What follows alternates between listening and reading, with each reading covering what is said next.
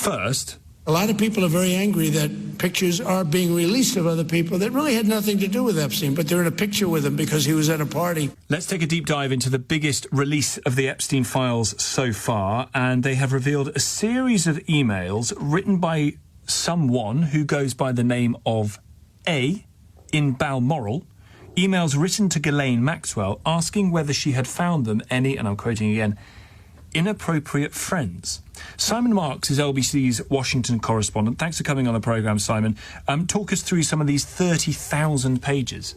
Yeah, 30,000 pages that I think reporters are still digging through to digest, Tom, but certainly already elements of interest on both sides of the Atlantic. And for Andrew Mountbatten Windsor, more questions now about the nature of his friendship and relationship with Jeffrey Epstein. Remember, of course, that he has vigorously and vehemently denied that any inappropriate or criminal activity occurred. We now know from this document drip feed by the Department of Justice that in 2001 and 2002 someone signing emails with the initial A that shows up in Ghislaine Maxwell's email as the Invisible Man says that he is writing to her from Balmoral, indicates that he is eager to know whether Ghislaine Maxwell and Jeffrey Epstein have managed to make any progress in finding any inappropriate friends. The author sends a message saying, "How is LA? Have you found me some new inappropriate friends?" To which Ghislaine Maxwell responds with an apology and says that she has only been able to find appropriate friends, to which A replies, "Distraught!" exclamation mark.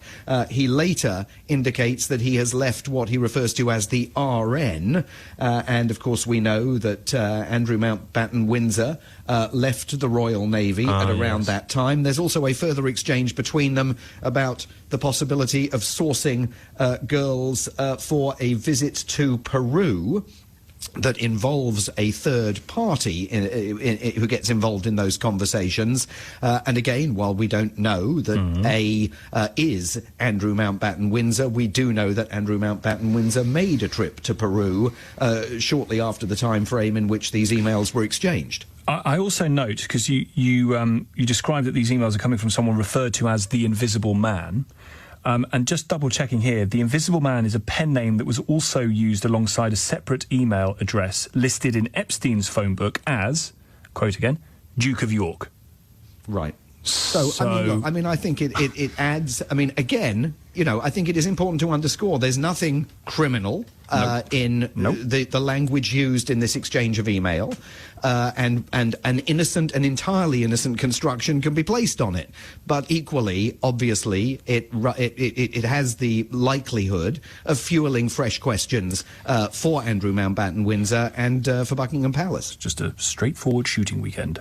Is there anything relating to Donald Trump again in these files, Simon? There is a bit more about Donald Trump in these files. We know, for example, that an unidentified prosecutor in Manhattan got in touch with someone within the Department of Justice to make them aware that Donald Trump had flown on Epstein's private jet, quote, many more times than previously has been reported. This email was sent in January of 2020. Now, Donald Trump's never denied flying on Epstein's plane. He has denied ever going to the island that Epstein owned. According to the author of this note, Donald Trump was a passenger on Mr. Epstein's plane 8 times between 1993 and 1996, including 2 of them with possible witnesses in the criminal case against Ghislaine Maxwell.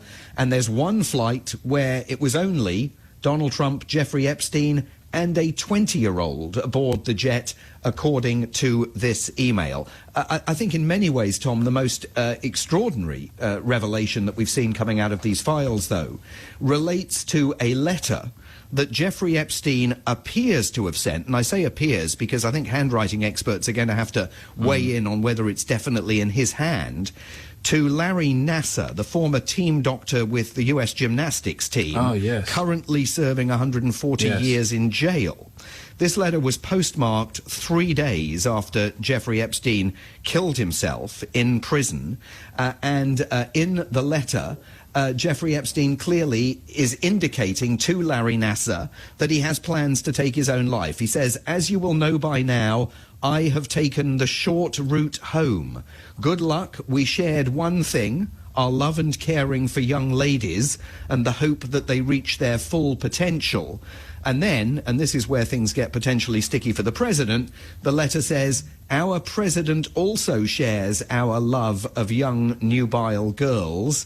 When a young beauty walked by, he loved to grab them." I won't go into the full detail of what it says, whereas we ended up doing it in the mess halls of the system. The letter is signed, "Life is unfair." Now, I think that, again, we need to know that that handwriting really is Epstein's, because it is extraordinary if it is, in that, you know, in what is, you could argue, is a suicide note. Yeah. He's sending a message to Larry Nassar about the President of the United States. I mean, it is grim and then some, isn't it? Simon, thank you very much indeed. Simon Marks, LBC's Washington correspondent, with all those details from that latest 30,000-page drop from the US Department of Justice.